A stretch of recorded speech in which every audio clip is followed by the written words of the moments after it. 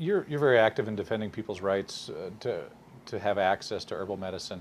Is that access getting more restrictive? Um, no, there was a time in the 70s and 80s where there were some restrictions that were going on like that. Mostly herbs that FDA said should not be used for internal consumption. Sassafras, because it contains safrole, for example.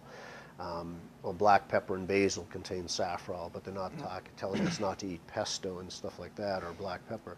Um, so there was a 20-year period when things like that were happening.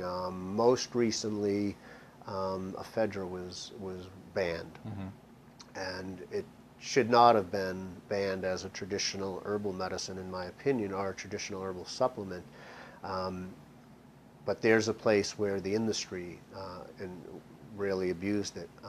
They were using it for the wrong thing in the wrong way in the wrong amounts.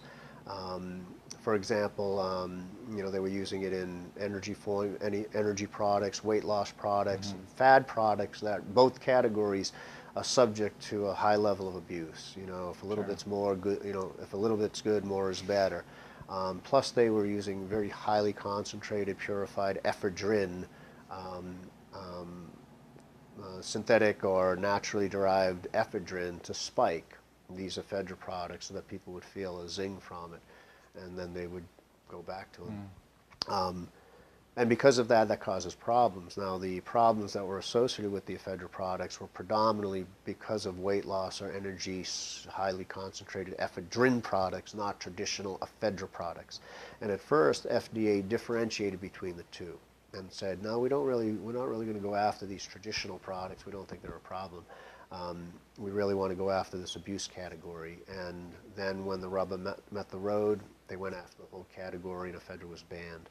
Um, I chalk that up to the mistake of the industry of supporting, of the responsible part of the industry of supporting the use of the ephedra in weight loss and energy products. It's an inappropriate use for the herb, and now literally one of the most effective herbs of Chinese medicine is lost, both to consumers and to traditional Chinese medicine practitioners who relied on it for the last 3,000, 3,500 years.